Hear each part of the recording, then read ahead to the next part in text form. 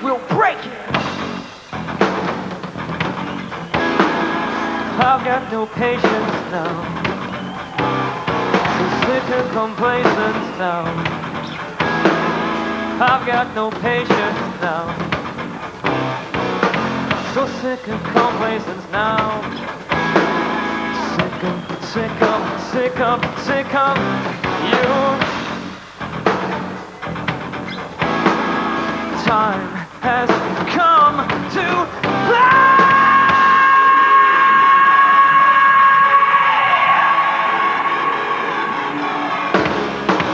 No, you're enemy! Festival in the Netherlands, bringing you a look at some of the best new bands of the moment. And coming up next, we have Tool, and I'm joined by Maynard from the band. Now, Maynard, thanks for taking time out to talk to us today.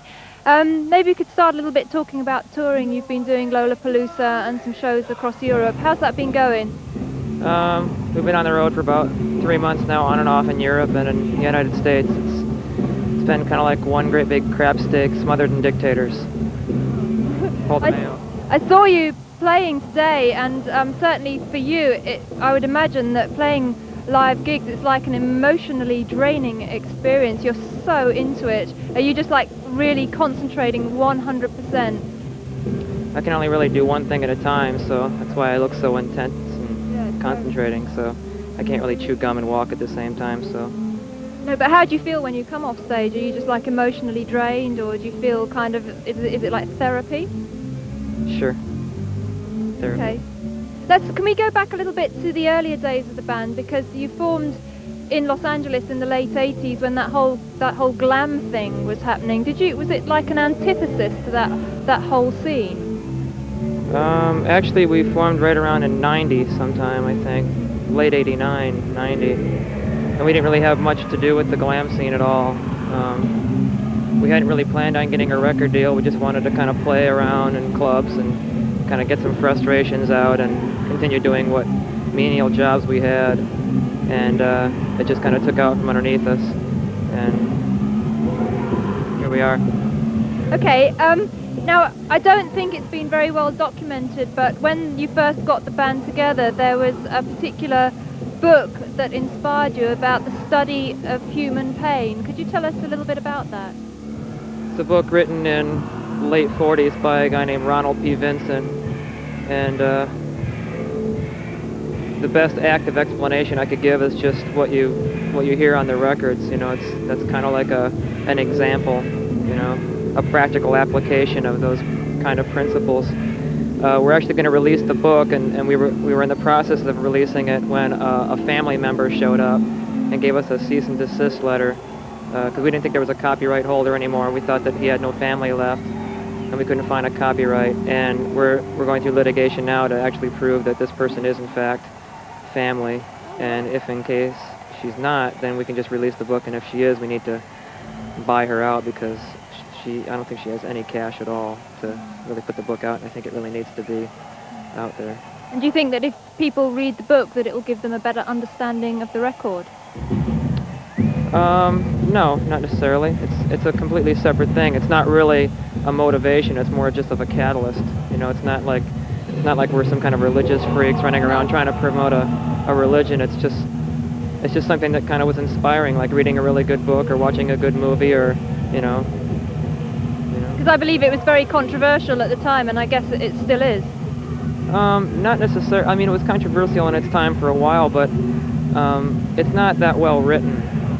It's got a lot of really good, important points to it, but he had no money behind him, and it's not about the gathering of people and the giving up of your free will. So churches couldn't capitalize on it. Okay, well, we're going to go into the video for Sober from your new album Undertow, and I believe there's a bit of a connection with Green Jelly here, that the video was made by the same person that made their video. Is that right?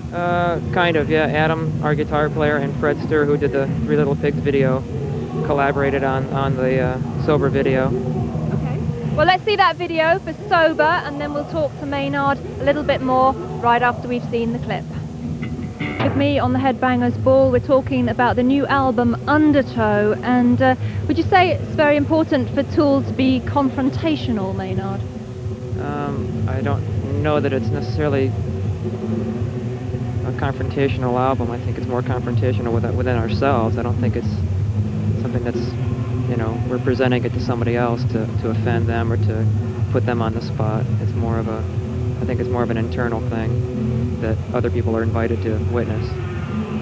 So is it particularly kind of gratifying for you if somebody, a listener came up to you who had listened to your record and said, I listened to this song and it meant this to me, even if it was something a little bit different to what you originally intended?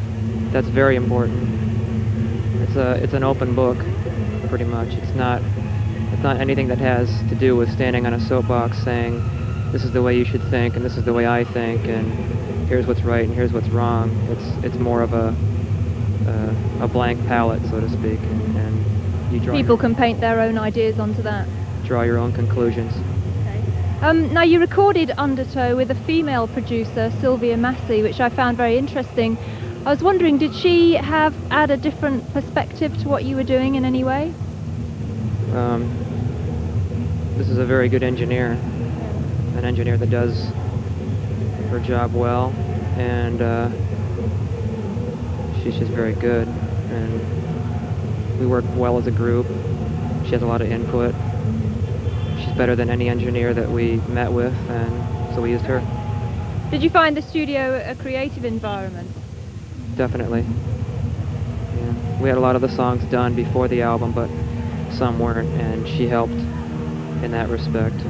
Great. There you go, a female producer, Sylvia Massey, produced Tool's album Undertow. Good for her. Well, we'll talk to Maynard a little bit more, but right now we're going to go into another video, but we'll be back with Tool and some live performance as well. So stay tuned as the Headbangers Ball continues. With Maynard from Tool, we've got a few more moments to talk. We've got some live performance on the way. And Maynard, going back to the album Undertow, I believe that Henry Rollins appeared on one of the tracks. I was wondering, why do you feel an affinity with Henry Rollins? We did a little bit of touring with him, but the main reason he appeared on the album is because we had a gambling debt that he owed us, so we took it out in time on vinyl. Is that the truth?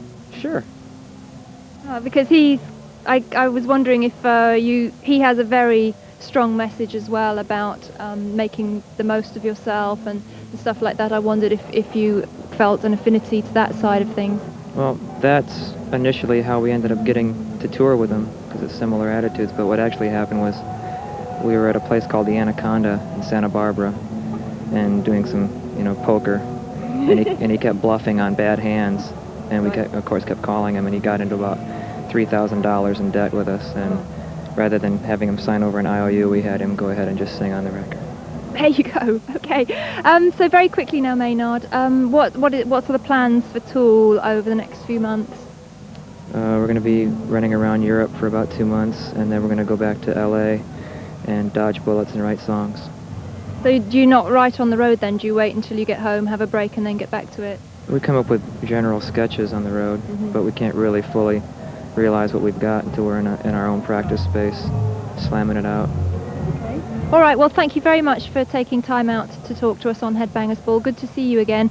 Good luck with the rest of the European dates.